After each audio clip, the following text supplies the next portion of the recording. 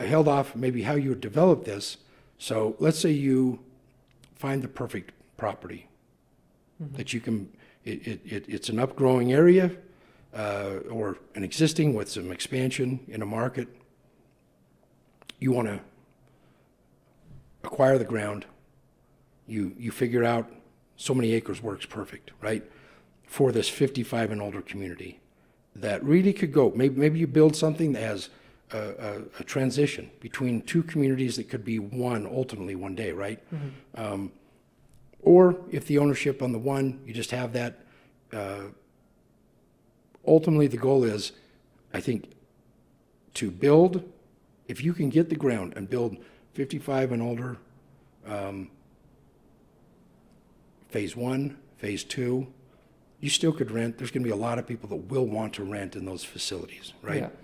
And maybe they're going to sell the home, transition. Maybe they've never owned a home. I mean, that's a little different from this generation that's going to be doing that. But we talked about what generation? They're turning 65. Yeah. 10,000 of them every day. We're not talking about 55 and older. Now, it still accommodates them, right? And people are living longer and being healthy. But now we're talking Gen X generation, right? Yeah. I'm 53 next month.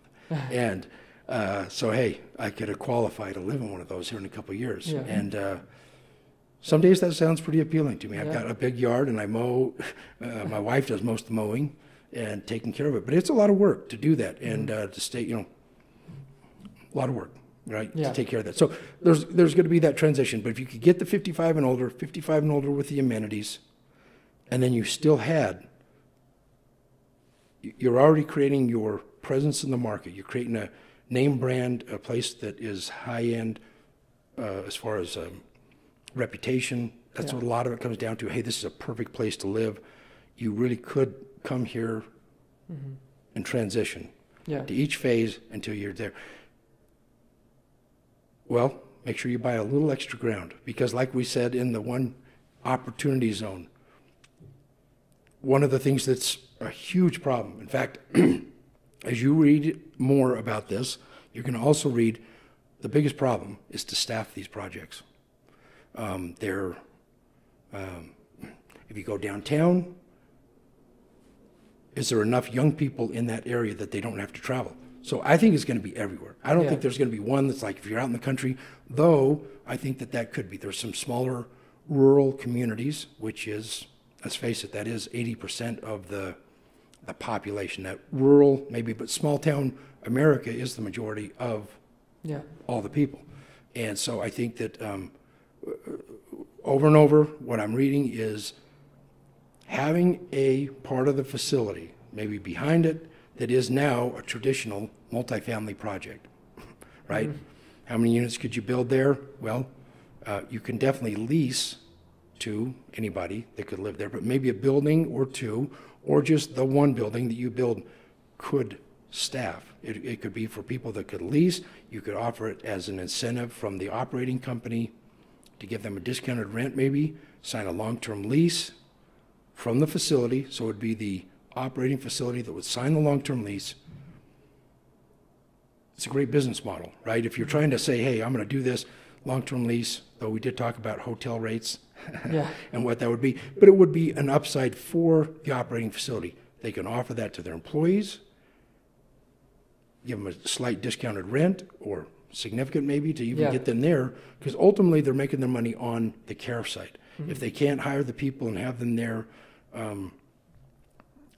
they're going to suffer from that, right? So, so I guess what I'm saying with that, that's an entire business model even in and of itself. Let's say you don't want to get into the senior housing silver tsunami.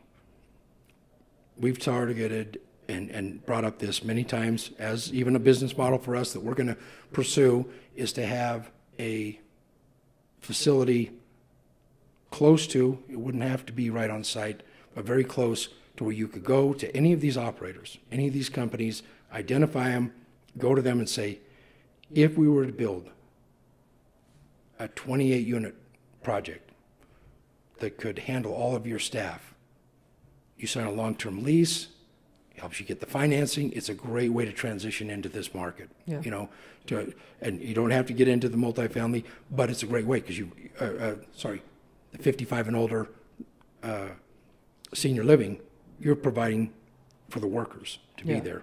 And I think that's going to be a great opportunity in the future. Having said that, that really is our message for this and an opportunity. We want to share this because we're going to be 1 million to 1.5 million units short Yeah. across the country.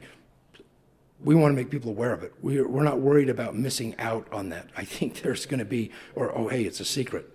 We want to let people know. Start thinking about it. There's going to be some huge opportunities for people all across the country. Mm-hmm. So every market that you're in, you don't have to go to a different market. Find the operators in that market, start providing that, or start identifying, where you could build these facilities or do a hotel conversion. I don't think you're going to miss on these. It's just a matter of buying it right. And people got to pay market for these things, so it's not rocket science. It's a matter of just doing it right, and there's going to be plenty of occupants that are going to need that. We know that just by the statistics of it.